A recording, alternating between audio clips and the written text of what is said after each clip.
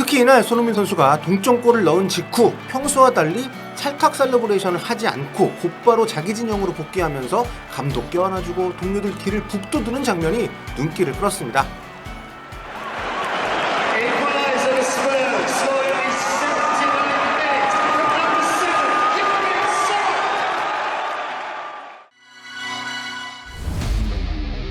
안녕하세요, 볼리TV 성욱입니다. 토트넘이 벼랑 끝에서 살아난 경기, 뉴캐슬 원정 대참사 바로 다음 경기였기 때문에 토트넘에게는 더욱더 쉽지 않았을 맨체스터 유나이티드의 경기입니다. 전반전에만 2골을 내주면서 시작을 했어요. 정말 질질 끌려가던 경기였는데 포로와 손흥민 선수의 연속골로 후반전에 2대2 동점을 만들면서 뒷심을 발휘하는 경기를 펼쳤습니다. 굉장히 좋지 않았던 토트넘의 최근 페이스를 감안한다면은 굉장히 긍정적인 마무리였다. 물론 승리를 못한 것은 아쉽지만 그렇게 정리를 할 수 있을 것 같은데요. 손흥민 선수는 2대2 동점골을 터뜨리면서 팀의 승점을 안겨주는 주인공이 됐습니다. 이벤트에 강한 선수 아니겠습니까? 새 경기장, 새 감독 이렇게 중요한 이정표가 찍힐 때마다 굉장히 좋은 활약을 하는 손흥민 선수인데 이번에 메이슨 대대행의 첫 시합에서 넣은 이번 득점, 손흥민 선수에게는 프리미어리그 홈 최근 4경기 연속 득점이라는 굉장히 또 의미 있는 골이기도 했습니다. 자, 포트몹 AI 평점 보겠습니다. 자, 손흥민 선수 여기서는 해리케인과 함께 8.3점으로 나란히 동률 최고점을 받았고요. 여기서의 최저는 랑글레입니다. 이거는 늘 말씀드립니다만 AI 평점은 이런 수치, 통계 수치를 통한 정량적인 평가고요. 저희가 이제 현지 반응에서 다루는 매체 평점이나 이런 것들은 정성적인 평가죠. 평가를 내리는 사람에 따라서 굉장히 다양하게 좀 다른 평가, 그러니까 기록에 담기지 않은 내용들이 많이 좀 포함이 된다고 보시면 되겠습니다. 포트몹 기준 손흥민 선수 이번 경기 맨유전 주요 기록입니다. 87분을 뛰고 나갔습니다. 풀타임을 뛰질 못하고 마지막에 탕강가 선수가 교체되고 나왔고요. 슈팅 3개에서 1골 넣었습니다. 빅찬스 미스 1골 있었죠. 이게 하리케인이 올려준 거 넣었어야 되는 상황인데 넣지 못해서 아쉬움이 좀 있었는데 그래도 그 뒤에 동점골을 넣었기 때문에 좀 다행입니다.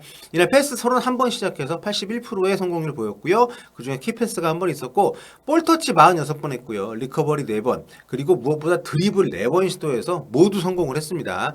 지상 경합 과정에서도 7번이나 상대하고 이제 맞붙어서 모두 볼을 따내는 그런 모습 보였습니다. 경기 끝나고 인터뷰 손흥민 선수 가졌는데요. 아무래도 이날 히어로라고 할 수 있죠. 팀이 끌려가던 경기 2대2 동점골을 터뜨렸기 때문에 손흥민 선수 얘기가 보면 그 팀 분위기를 좀 느낄 수가 있습니다. 전반에 0대2로 뒤질 만한 경기가 아니었다. 기회가 있었는데 득점을 하지 못했다. 후반전에는 우리의 강점을 보여줬다고 생각한다. 하지만 승점 3점을 얻지 못해서 아쉽다. 팬들에 대한 마음도 밝혔습니다. 실망시키고 싶지 않았다.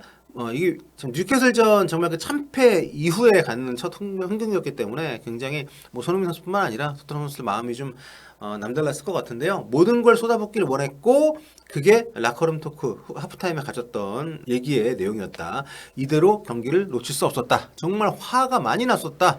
0대2로 뒤진 채 끝낼 전반전은 아니었다고 생각한다. 이런 얘기를 했고요. 축구는 팬들을 위해서만 존재합니다. 지난주 결과는 일어나서는 안 되는 일이었습니다. 하면서 끝까지 응원해준 팬들에게 감사를 표했습니다. 자, 그러면 현지 언론 평점과 코멘트 살펴보도록 하겠습니다. 자, 이번 경기는 4개 매체입니다. 풋볼 런던, 이브닝 스탠다드, 구영민, 스카이 스포츠. 자, 4개 매체 가장 높은 평점 받은 것은 해리케인입니다. 4개 매체 공이 똑같이 8점을 줬고요. 그 다음으로 높은 점수는 역시 동점골 기록했던 손흥민 선수죠. 2개 매체 골드 기자하고 킬패트릭 기자 이 2명은 7점을 줬고요. 구영민하고 스카이 스포츠에서는 8점을 줬습니다. 가장 낮은 점수는 이게 좀 특이한데 사실 이 정도로 차이가 나는 경우는 흔치 않거든요. 단 한 선수가 에릭 다이어가 4.5점 압도적으로 낮은 점수를 받았습니다. 그 위로 좀 낮은 점수 받은 게 5.8 랑글레하고 5.8 히샬리송 이렇게인데 선발 라인업 중에서 다이어가 이날 얼마나 못했는지, 얼마나 평가가 좀 박한 평가를 받았는지 그거를 알 수 있게 만들어주는 이런 점수표가 아닌가 생각이 됩니다. 자, 메이슨 대대행은 구영민에서만 평점 줬는데요. 7점 줬네요. 자, 그럼 구영민 먼저 살펴보도록 하겠습니다. 라이언 메이슨 감독 대행 7점. 네, 콘테 감독의 수비 구조를 유지하면서 후반에는 공격 조직이 변화를 줬다. 개인적으로는 모르겠습니다. 이게 좀 약간 애매한 경기였다고 봤는데 현지 팬들 반응을 보니까요. 메이슨 감독 대행에 대한 평가가 상당히 좋습니다. 콘테 감독 나가고 바로 메이슨 대행이 했으면 아직도 우리는 뭐 탑4에 있을 거다 이런 얘기를 하는 팬들도 있고, 이날 저는 그 막판에 손흥민 선수를 좀 일찍 뺀 것에 대해서 의아했거든요. 아니 이걸 잠궈? 근데 현지 팬들은 워낙 지난 경기 트라우마가 컸기 때문에 좀 승점 1점마저 잃는 것보다는 그래도 이런 안정된 선택을 한 것에 대해서 높게 평가를 하더라고요. 어쨌든 메이슨 감독 대행이 감독 자리를 꿰찰 가능성이 높지는 않습니다만 어쨌든 이번 경기를 통해서 현지에서 많은 좋은 평가를 받고 있다는 거, 여기 구영민의 7점을 통해서도 알 수가 있습니다. 콘테 감독의 수비 구조를 잘 지키면서 뭔가 공격적인 하시만의 변화를 줬다, 이런 평가를 좀 받았으니까요. 자, 다음 손흥민 선수 8점입니다. 상대 수비 진영을 내달리면서 자신의 마력을 재발견해냈고 결국 골까지 넣었다. 좋은 평가했습니다. 자, 해리케인에게 8점 줬고요. 후반전에 살아나더니 토트넘 공격이 의미 있는 장면을 만들 때마다 모두 개입을 했다. 영향력을 발휘했다. 자, 다음은 히샬리송입니다. 3톱의 한 축인데 이날 좋지 않았어요. 네, 열심히 뛰어다니면서 상대 위협이 됐지만 자신감이 떨어진 게 보였다. 5점밖에 받지 못했습니다. 다음은 수비의 핵이어야 할 에릭 다이어인데요.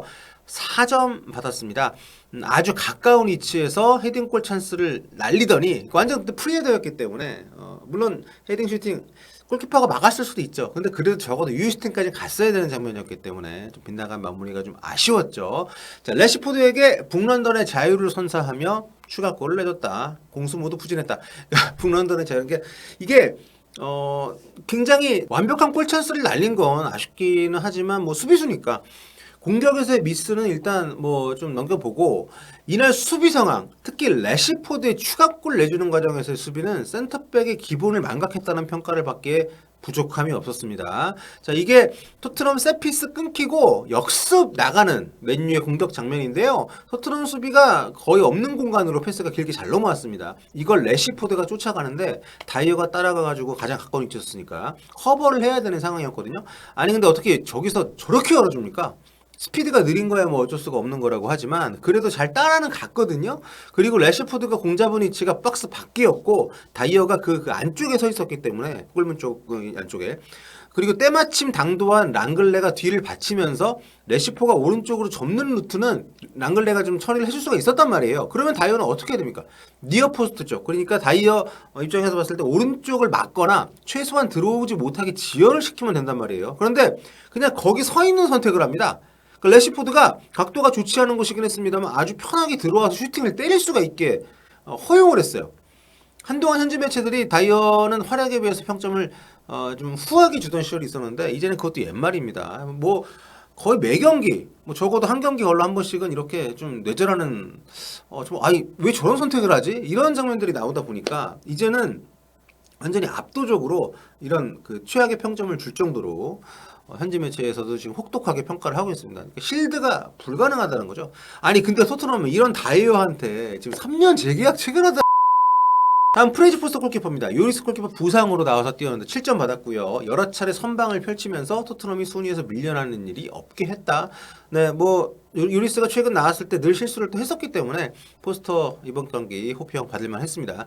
이반 페리시치에게 5점을 줬고요. 수비에 나설 때는 허술했지만 적어도 후반적 공격 기회를 만들어내는 장면에서는 유용했다. 자, 다음 풋볼 런던입니다. 골드 기자인데요. 아까 제가 현지 매체들도 이제 실드를 포기했다 다이어 이런 얘기 말씀드렸잖아요. 골드 기자도 최저점인 4점을 줬습니다. 에릭 다이어에게 4점을 주면서 잉글랜드 대표팀 동료인 레시포드가 맨유의 두 번째 골을 아주 쉽게 넣을 수 있도록 충분한 시간과 공간을 줬다. 네. 프리헤더로 골을 넣어서 후반전에 만약에 기회는 있었지만 제대로 넣지 못했다. 이렇게 좀 안타까운 마음에 평가를 한 게 느껴집니다. 자, 다음 손흥민 선수 7점 줬고요. 동료 공격수들과 연계가 잘 될 때도 있었지만 골을 노릴 수 있는 기회가 쉽게 오지 않았다. 해리 케인이 만들어준 아주 좋은 기회를 놓쳤지만 케인의 또 다른 빼어난 패스를 성공을 시키면서 실수를 만회했다. 자, 해리 케인에게 8점을 줬습니다. 이날 해리 케인은 뭐 모든 매치 8점 줬으니까요. 손흥민과 히샬리송에게 기회를 만들어주려고 했었지만 전반전에는 그러지 못했다. 후반 초반 손흥민에게 넣어준 빼어난 크로스가 무산이 됐지만 이내 또 만들어준 기회를 손흥민이 득점으로 연결하면서 어시스트를 기록했다. 이게 해리 케인이 손흥민 선수에게 만들어준 24번째 어시스트라고 합니다. 아주 대단한 기록이죠. 반면에 손흥민 선수는 케인에게 22개의 도움을 줬으니까 이렇게 해서 도합 46번째 합작골이 나온 거죠. 후반전 팀의 중추적인 선수였다. 네, 좋은 평가를 내렸습니다. 여기는 이반 페리시치에게 8점을 줬는데, 네, 이날 뭐 페리시치가 나쁘진 않았습니다만, 네, 이 정도까지였나? 뉴캐슬전에서 풀백으로 선발 출전했다가 이번에 자신이 좋아하는 왼쪽 윙백으로 복귀를 했다. 산초의 득점 시도를 골문 넘어가기 직전에 막아냈다. 아, 이건 컸죠. 다 뚫려가지고 이제 거의 들어가는 거를 골문 앞에 기다리고 있던 페리시치가 헤더로 걷어냈습니다. 후반전 다이어에게 엄청난 크로스로 득점 기회를 만들어줬지만 다이어가 넣지를 못했다.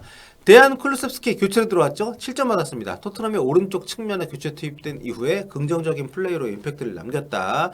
쿨루셉스키가 살아나야 토트넘도 좀 더 좋은 성과를 낼 수 있을 것 같습니다. 마지막으로 킬패트릭 기자의 이브닝 쓴다입니다. 여기는 대체로 저는 물론이고 다른 매체들하고도 평점이 좀 다릅니다. 먼저 에릭 다이어에게 매체 중에 최고 평점인 5점을 줬고요. 이반 페리시치에게는 7점인 손흥민보다 높은 8점을 줬습니다. 자, 에릭 다이어 5점. 네, 맨유의 추가골 장면에서 레시포드에게 쉽게 뚫렸다. 페리시치의 크로스를 코앞에서 엉뚱하게 헤딩한 것은 완전히 감점 요인이다. 페드로 포로 7점. 아주 맛깔나는 마무리로 골을 넣었다. 네, 굉장히 멋진 골이었어요. 참 혼전 상황에서 게다가 시점으로 봤을 때도 토트넘이 좀 따라갈 수 있는 힘을 동력을 얻을 수 있는 그런 골이었습니다. 토트넘의 다른 동료들과 마찬가지로 수비보다는 공격할 때 더 안정감이 있다. 수비보다는 포로가 좀 해결해야 될 과제인 것 같습니다. 손흥민에게 7점 줬습니다. 케인의 완벽한 도움을 받아서 동점골 기회를 다가 놓쳤지만 동점골 상황에서는 위치 선정이 상당히 좋았다고. 네. 활력이 넘쳐 보이지만 아직도 최상의 몸 상태는 아니다. 네. 더 잘할 수 있는 선수라는 긍정적인 의미로 쓴 거겠죠. 자, 이반 페리시치에게는 8점을 줬습니다. 골라인 넘어가려는 상대 슈팅을 걷어냈다. 끊임없이 공격에 가담을 했고 다이어가 놓친 결정적인 크로스도 만들어줬다. 그러니까 다이어가 그 헤딩 잘못한 거 그 두고두고 회자가 되는 상황이고, 아무튼 지금 현재 그래서 전체적으로 다이어에 대한 혹평이 계속 좀 강화가 되고 있다는 건 눈에 띄는 부분이고, 잉글랜드 대표 선수이긴 하지만 너무 거의 이 정도로 정말 실수가 잦고 이런 기본적인 판단 미스를 많이 하는 센터백 흔치 않거든요. 거기다가 이제 그러면서 계속 이런 프리미어리그 팀에서 핵심으로 뛰는, 게다가 그 프리미어리그 팀이 심지어 재계약까지 막 제안하는 독특한 입지에 있는 다이어 선수인데, 이러한 어떤 지적 또 걱정 어떻게 극복을 할지 좀 관심을 가져보면 좋을 것 같고요. 아무튼 손흥민 선수 이번에 골을 넣으면서 케인과 함께 토트넘의 가장 중요한 두 선수라는 것을 각인시켜준 그런 경기가 아니었나 생각이 됩니다. 자, 아쉽게 토트넘 입장에서는 승리를 거두지는 못했지만 그래도 손흥민 선수의 골을 비긴 맨유전 현지 반응 살펴봤습니다.